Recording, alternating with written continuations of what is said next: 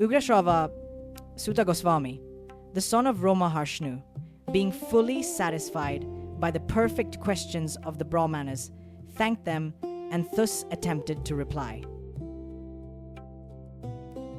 Srila Suta Goswami said, "Let me offer my respectful obeisances unto that great sage Shukadeva Goswami, who can enter the hearts of all.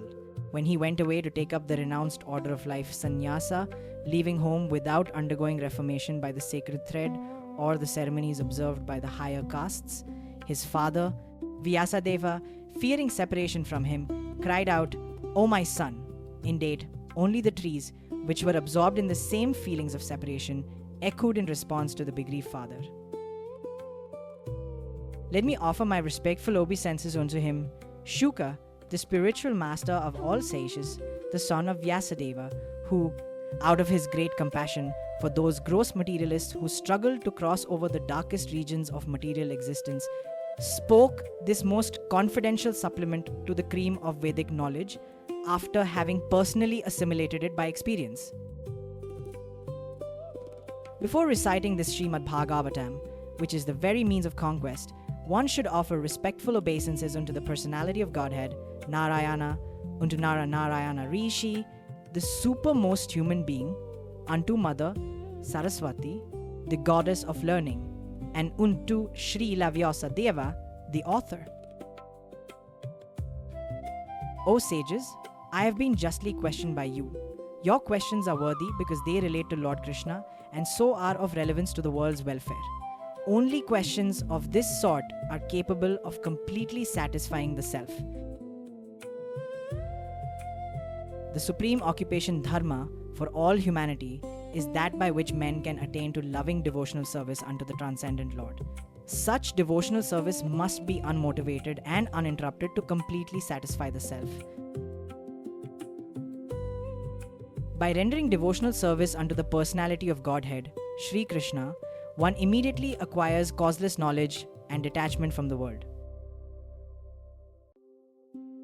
The occupational activities a man performs according to his own position are only so much useless labor if they do not provoke attraction for the message of the personality of Godhead. All occupational engagements are certainly meant for ultimate liberation. They should never be performed for material gain. Furthermore, according to sages, one who is engaged in the ultimate occupational service should never use material gain to cultivate sense gratification. Life's desires should never be directed towards sense gratification. One should desire only a healthy life or self-preservation, since a human being is meant for inquiry about the absolute truth. Nothing else should be the goal of one's works. Learned transcendentalists who know the absolute truth call this non-dual substance Brahman, Paramatma, or Bhagavan. The seriously inquisitive student or sage, well equipped with knowledge and detachment, realizes that absolute truth by rendering devotional service in terms of what he has heard from the Vedanta, Shruti. O best among the twice born, it is therefore concluded that the highest perfection one can achieve by discharging the duties prescribed for one's own occupation according to caste divisions and orders of life is to please the personality of Godhead. Therefore, with one pointed attention, one should constantly hear about, glorify, remember, and worship the personality of Godhead, who is the protector of the devotees. With sword in hand, intelligent men cut through the binding knots of reactionary work karma by remembering the personality of Godhead. Therefore, who will not pay attention to his message? O twice born sages, by serving those devotees who are completely freed from all vice, great service is done. By such service, one gains affinity for hearing the messages of Vasudeva. Sri Krishna, the personality of Godhead, who is the Paramatma Supersoul in everyone's heart and the benefactor of the truthful devotee, cleanses desire for material enjoyment from the heart of the devotee who has developed the urge to hear his messages, which are in themselves virtuous when properly heard and chanted. By regular attendance in classes on the Bhagavatam and by rendering of service to the pure devotee, all that is troublesome to the heart is almost completely destroyed, and loving service unto the personality of Godhead, who is praised with transcendental songs, is established as an irrevocable fact. As soon as irrevocable loving service is established in the heart, the effects of nature's modes of passion and ignorance, such as lust, desire, and hankering, disappear from the heart. Then the devotee is established in goodness and he becomes completely happy. Thus established in the mode of unalloyed goodness, the man whose mind has been enlivened by contact with devotional service to the Lord gains positive scientific knowledge of the personality of Godhead in the stage of liberation from all material association. Thus the knot in the heart is pierced, and all misgivings are cut to pieces. The chain of fruitive actions is terminated when one sees the self as master.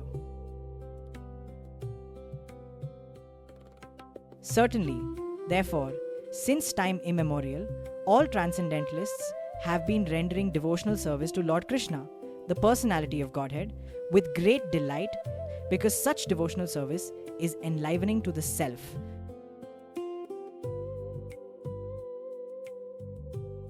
The transcendental personality of Godhead is indirectly associated with the three modes of material nature, namely passion, goodness, and ignorance, and just for the material world's creation, maintenance, and destruction. He accepts the three qualitative forms of Brahma, Vishnu, and Shiva. Of these three, all human beings can derive ultimate benefit from Vishnu, the form of the quality of goodness.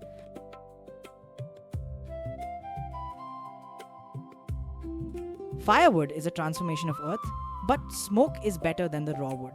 And fire is still better, for by fire we can derive the benefits of superior knowledge through Vedic sacrifices. Similarly, passion, rajas, is better than ignorance, tamas. But goodness, sattva, is best because by goodness one can come to realize the absolute truth. Previously, all the great sages rendered service unto the personality of Godhead due to his existence above the three modes of material nature. They worshipped him to become free from material conditions and thus derive the ultimate benefit.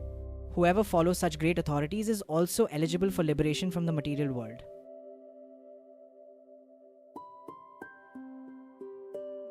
Those who are serious about liberation are certainly non-envious, and they respect all. Yet they reject the horrible and ghastly forms of the demigods and worship only the all-blissful forms of Lord Vishnu and his plenary portions.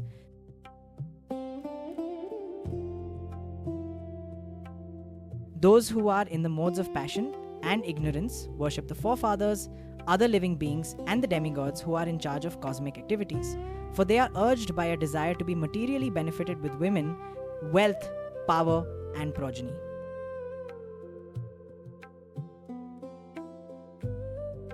In the revealed scriptures, the ultimate object of knowledge is Sri Krishna, the personality of Godhead. The purpose of performing sacrifice is to please him. Yoga is for realizing him. All fruitive activities are ultimately rewarded by him only. He is supreme knowledge, and all severe austerities are performed to know him. Religion, dharma, is rendering loving service unto him. He is the supreme goal of life.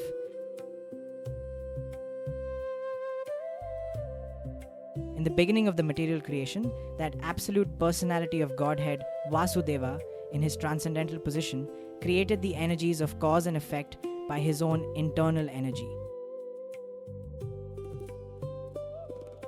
After creating the material substance, the Lord Vasudeva expands himself and enters into it.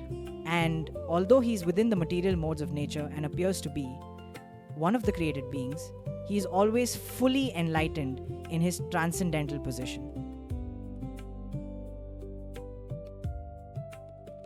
The Lord as Supersoul pervades all things, just as fire permeates wood, and so he appears to be of many varieties, though he is the absolute one without a second. The Supersoul enters into the bodies of the created beings who are influenced by the modes of material nature and causes them to enjoy the effects of these modes by the subtle mind. Thus, the Lord of the universes maintains all planets inhabited by demigods, men, and lower animals. Assuming the roles of incarnations, he performs pastimes to reclaim those in the mode of pure goodness,